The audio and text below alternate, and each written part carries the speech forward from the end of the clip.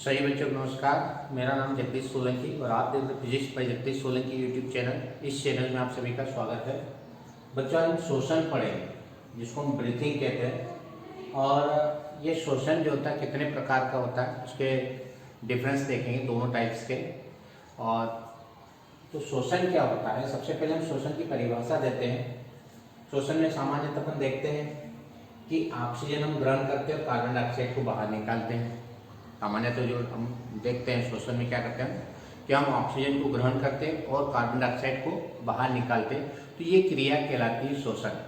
लेकिन वास्तव में परिभाषा क्या होती इसकी शोषण की, वो आज हम देखेंगे।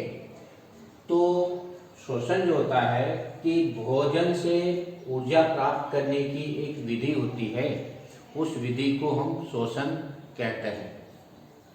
Energy obtain from the food या बाय द फूड। ये जो एनर्जी अपने को भोजन से प्राप्त हो रही है, जिसके कारण अपन सांस ले रहे हैं, अंदर बाहर कर रहे हैं, ये क्या है? शोषण है। ये कहाँ से मिल रही है अपने को? हम जो खाना खाते हैं, जो भोजन करते हैं, उस भोजन से हमको एनर्जी मिलती है और वो एनर्जी की एक मेथड होती है। उस मेथड को, उस विधि को हम शोषण कहते हैं।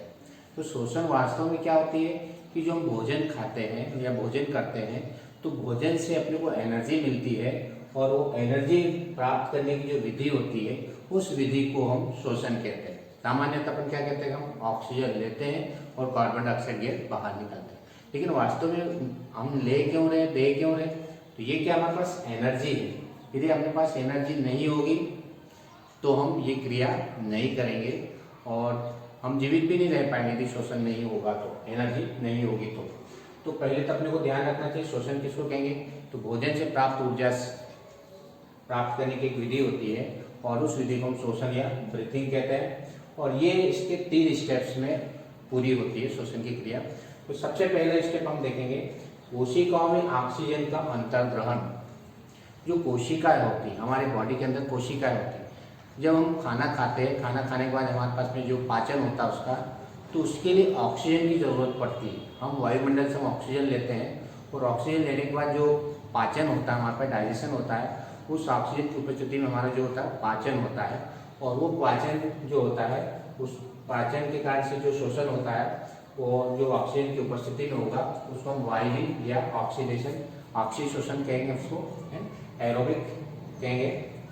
तो सबसे पहले क्या होगा कि हमने जो खाना खाया, भोजन किया, वो भोजन हमारे आमाशय में जाएगा, वहाँ पे जाएगा और वहाँ पे क्या होगा कि हम ऑक्सीजन लेंगे। उस ऑक्सीजन की उपस्थिति में भोजन का धीरे धीरे पाचन होगा। तो कोशिका जो भी होती है, वो कोशिका क्या करती है, ऑक्सीजन ग्रहण करके उस भोजन का क्या करती है, पाचन करती है, उससे ऊर्जा प्रदान करती है। फिर क्या होगा, ग्रहण की गई ऑक्सीजन की सहायता से भोजन का ऑक्सीकरण तथा साथ ही ऊर्जा का निर्माण होता है। जब हम ऑक्सीजन ग्रहण कर लेंगे, कोशिका में चली जाएगी। सबसे पहले हम ऑक्सीजन ग्रहण करेंगे, वो हमारी कोशिका में जाएगी। कोशिका में गई क्या होगा, वहाँ भोज्य पदार्थ होते हैं, उन भोज्य पदार्थों का क्या होगा, ऑक्सीकरण होगा। ऑक्सीकरण हमने पढ़ा था कि ऑक्सीजन का लेना या ऑक्सीजन का जोड़ना ऑक्सीकरण कहलाएगा। और जब ऑक्सीकरण की क्रिया होगी तो पदार्थ क्या होगा, टूटेगा। जो जटिल पदार्थ होगा, ग्लूकोज या जो भी पदार्थ हमने हमारी बॉडी के अंदर होता है, वो टूटता ऑक्सीजन की उपस्थिति, तो उससे अपने को एनर्जी भी प्राप्त होगी। तीसरे स्टेप में क्या है, इन अभिक्रियाओं में अपशिष्ट पदार्थ, भाई हमने ऑक्सीजन ग्रहण की तो वो हमारे जो डाइजेशन होगा, तो उसमें बहुत सारी गैसेस भी बनती है। वो गैसें क्या होगी, कुछ गैसें हानिकारक भी होती है, जैसे कार्बन डाइऑक्साइड गैस और पानी। ये जो कार्बन डाइऑक्साइड और पानी जो होता है, ये अपशिष्ट पदार्थ होते हैं, वेस्ट प्रोडक्ट होते हैं, जो शरीर से बाहर निकल जाते हैं। तो ये 3 स्टेप में हमारे पास शोषण की क्रिया होगी। क्या, सबसे पहली स्टेप क्या होगी, पहले तो शोषण किसको कहेंगे कि भोजन से ऊर्जा प्राप्त करने की विधि को शोषण कहेंगे। Energy obtained by the food क्या कहलाएगी, वो ब्रीथ कहलाएगी। और सबसे पहले जो सेल्स होगी वो ऑक्सीजन ग्रहण करेगी। ऑक्सीजन ग्रहण करने के बाद में क्या होगा, उस जो हमारे पास ग्लूकोज होता है, भोजन होता है, भोजन या ग्लूकोज, वो ऑक्सीजन ग्रहण करता है तो क्या बनता है, कार्बन डाइऑक्साइड गैस और पानी बनता है, साथ में एनर्जी भी प्राप्त होती है। ये ऑक्सीडेशन की क्रिया होती है, जिसको अपन ऑक्सीकरण कहते हैं। तो ऑक्सीकरण के साथ में ऊर्जा का निर्माण भी होगा। इन अभिक्रियाओं में कुछ अपशिष्ट पदार्थ भी निकलते हैं, जैसे कार्बन डाइऑक्साइड और पानी भी निकलता है। तो ये बाहर हम इसको निकाल देते हैं। तो ये रिएक्शन यहाँ बता रहा है कि ग्लूकोज मतलब भोजन, C6H12O6 से ग्लूकोज होता है, ग्लूकोज प्लस हमारे पास सॉरी यहाँ पे ऑक्सीजन लिख लो 6O2, कार्बन डाइऑक्साइड लिखिए यहाँ पे गलत लिखा हुआ है, 6O2 कर लो, यहाँ पे 6O2 कर लो, इसको 6O2 प्लस 6O2 ऑक्सीजन की उपस्थिति, ऑक्सीजन ग्रहण करेगा, ग्लूकोज या भोजन ऑक्सीजन ग्रहण करके क्या बनाएगा, कार्बन डाइऑक्साइड और पानी बनाता है और एनर्जी रिलीज करता है, ऊर्जा को उत्सर्जित करता है। तो ये क्रिया हमारे पास श्वसन कहलाती है। तो वास्तव में जो ऑक्सीशोषण होता है हमारे पास में, जिसको हम एरोबिक रेस्पिरेशन कहते हैं, ऑक्सीशोषण कहते हैं, वो क्या होता है, जो ग्लूकोज होता है उस ऑक्सीजन की क्रिया होती है, ये ग्लूकोज है और ये ऑक्सीजन, जो हम खाते हैं हमारे भोजन में ग्लूकोज उपस्थित होता है, वो हमारे जो वायुमंडल से ऑक्सीजन मिलती है उसके साथ क्रिया करके क्या बनाता है, कार्बन डाइऑक्साइड गैस और पानी बनता है। साथ में क्या बनता है, ये एनर्जी, उसका जब विखंडन होगा, डिकम्पोजिशन होगा, टूटेगा वो भोजन छोटे छोटे टुकड़ों में, तो उससे एनर्जी भी रिलीज होगी। और ये हमारे पास में ग्लूकोज जो टूटता है उसके लिए एक प्रोसेस होती है जिसको ग्लाइकोसिस के नाम से जानते हैं। तो इसमें अलग अलग स्थितियों में ये प्रोसेस होती है कि भाई ऑक्सीजन की उपस्थिति में भी ग्लूकोज टूट सकता है, ऑक्सीजन की उपस्थिति में भी टूट सकता है, अनुपस्थिति में भी टूट सकता है, या कम ऑक्सीजन की उपस्थिति में भी ग्लूकोज टूट सकता है। तो तीन अलग अलग विधि होती है ग्लूकोज से मतलब जब एनर्जी प्राप्त होती है तो उसके लिए तीन अलग अलग स्टेप्स होती है। तो पहली स्टेप हम देखेंगे ऑक्सीकरण वाली, जिसमें ऑक्सीजन की उपस्थिति में होगा, जिसको हम वायवीय श्वसन कहेंगे या एरोबिक श्वसन कहेंगे। और दूसरी हमारे पास में अवायवीय, ये कहलाता है ऑक्सीशोषण, ऑक्सीशोषण बोलते हैं इसको। दूसरा अवायवीय मतलब अनाक्षी श्वसन बोलेंगे इसको, अनाक्षी श्वसन। अभी हम दो देख रहे हैं। और तीसरा होता है जिसमें ऑक्सीजन की उपस्थिति बहुत कम होती है, उसका ऑक्सीजन का अभाव होता है, उसको एक अलग विधि होती है जो हम जिसमें ऑक्सीजन की मात्रा कम होती है। तो पहले हम दोनों के बारे में देख रहे थे, फिर तीसरे के बारे में हम देखेंगे। तो मुख्य प्रश्न हमारे पास ये पूछा जाता है कि ऑक्सीशोषण और अनाक्षी श्वसन में क्या अंतर है, या एरोबिक रेस्पिरेशन और एनएरोबिक रेस्पिरेशन में क्या डिफरेंस होता है। सबसे इंपॉर्टेंट क्वेश्चन है ये, 10th में पूछा जाता है, 11th में पूछा जाता है, कॉम्पिटिशन में भी पूछा जाता है, इसलिए इसको अच्छी तरह से तैयारी करें। तो सबसे पहले हम ऑक्सीशोषण की बात करते हैं। जैसे कि नाम से स्पष्ट है, वायवीय या ऑक्सीशोषण मतलब जो शोषण ऑक्सीजन की उपस्थिति में होगा, प्रेजेंट ऑफ ऑक्सीजन, उस शोषण को हम बोलेंगे ऑक्सीशोषण कहते हैं। तो ऑक्सीजन की प्रेजेंट में जो भी रेस्पिरेशन होता है उस रेस्पिरेशन को हम ऑक्सीशोषण कहते हैं या वायवीय श्वसन भी कहते हैं, जैसे कि नाम से स्पष्ट है।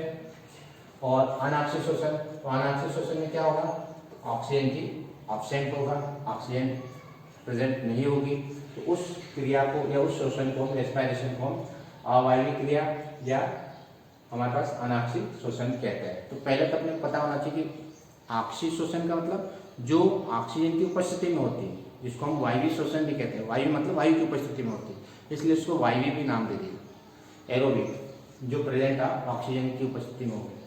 और अवायवीय में क्या होगा, जिसमें वायु नहीं होगी, मतलब ऑक्सीजन की अनुपस्थिति होती है। जो हम भोजन करते हैं वो हमारी कोशिकाओं में भी जाता है, साइटोप्लाज्म में जाता है और माइटोकॉन्ड्रिया में भी संपन्न होती है। यानी माइटोकॉन्ड्रिया जो होता है वो ऊर्जा का पावर हाउस कहते हैं, उसको हम ऊर्जा का घर कहते हैं। तो ये दोनों में संपन्न होती है, ध्यान रखें, ऑक्सीशोषण की क्रिया। और ये जो क्रिया होती है केवल साइटोप्लाज्म में ही संपन्न होती है, जीव द्रव में ही संपन्न होती है। ये दोनों में संपन्न होगी, जीव द्रव और माइटोकॉन्ड्रिया। ये केवल जीव द्रव में ही पूर्ण होती है या संपन्न होती है। तो ध्यान रखना कि ये केवल ये दोनों में संपन्न होगी, साइटोप्लाज्म में भी और माइटोकॉन्ड्रिया में भी। ये केवल जो होगी साइटोप्लाज्म या जीव द्रव में भी संपन्न होगी।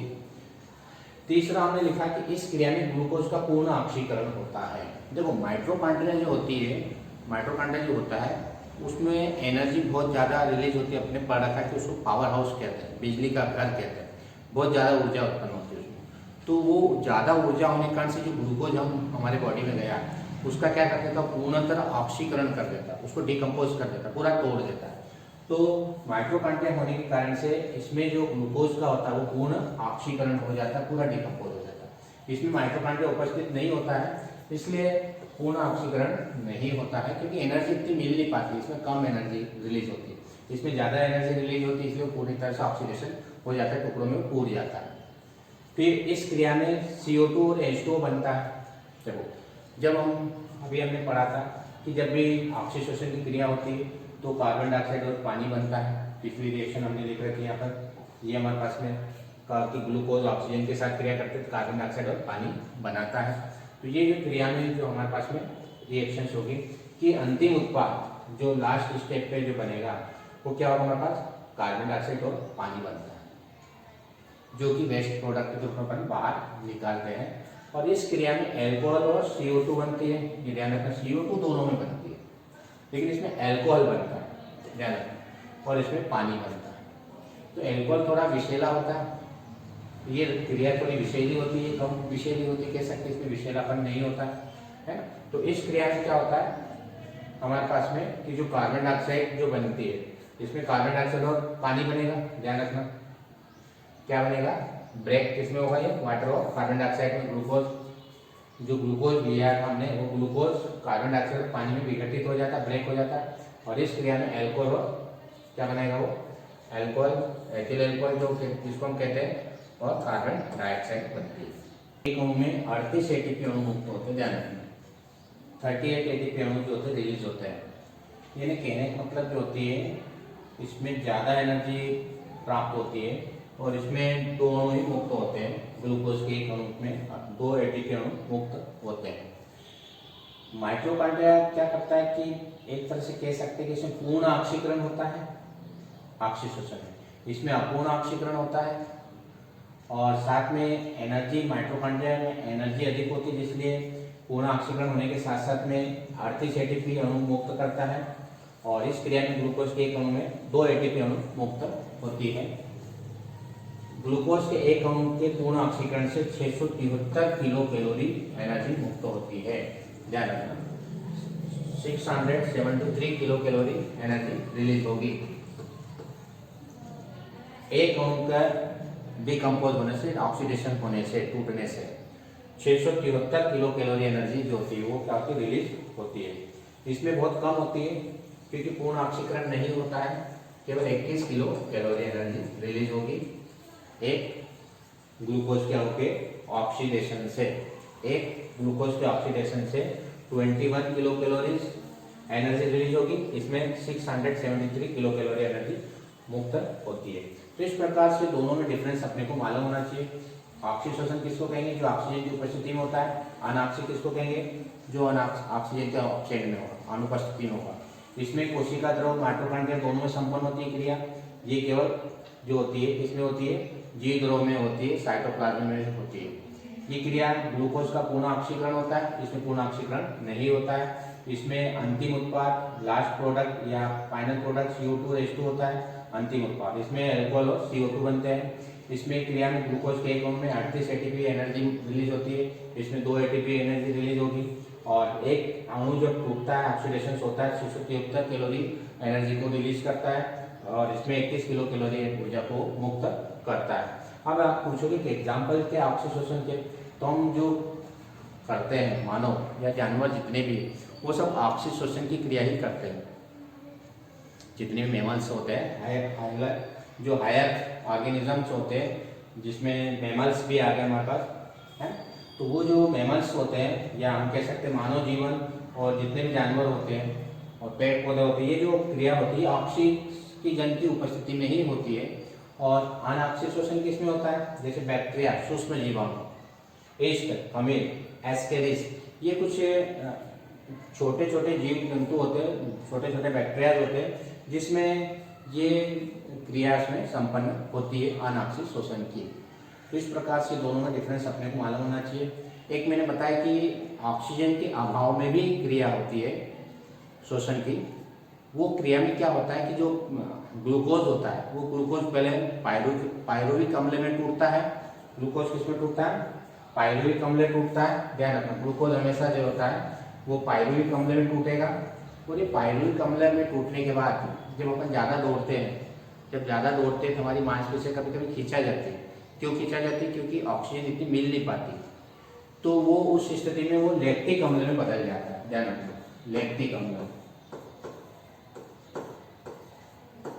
लैक्टिक अम्ल यानी कहने का मतलब ये हुआ कि कुछ पूरी तरह से ऑक्सीजन नहीं मिल पाती, ऑक्सीजन के अभाव में भी शोषण की क्रिया होती है। ध्यान रखना। और उस क्रिया में क्या होता है कि जो पायरुविक अम्ल होता है वो लैक्टिक अम्ल बना देता है, जिसके कारण से हम ज़्यादा यदि दौड़ते हैं तो हमारी मांसपेशियाँ कह सकते हैं उसमें ऐंठन आ जाती है या खींचा जाती है। तो उसका कारण यही है कि ऑक्सीजन की कमी हो जाए। ऑक्सीजन की कमी के कारण से जैसे क्रिकेट खिलाड़ी ज़्यादा दौड़ते दौड़ते उसकी मांसपेशियाँ खींचा जाती है, क्योंकि उसमें भी ऑक्सीजन की मात्रा उपस्थित इतनी नहीं हो पाती, उसको मिल नहीं पाती कोशिकाओं को, तो खींचा जाती है। उसका कारण यही है कि पायरुविक अम्ल होता है वो लैक्टिक अम्ल बदलने के कारण से ऐसा होता है। तो इस प्रकार से हमारे पास दोनों में डिफरेंस मालूम होना चाहिए। यदि वीडियो आपको अच्छा लगता है तो आप चैनल को सब्सक्राइब करें, अपने दोस्तों के साथ वीडियो को शेयर करें और बेल आइकन के बटन को प्रेस करें ताकि आने वाली वीडियो की नोटिफिकेशन आप तक पहुंच जाए। धन्यवाद। जय हिंद, जय भारत, वंदे मातरम।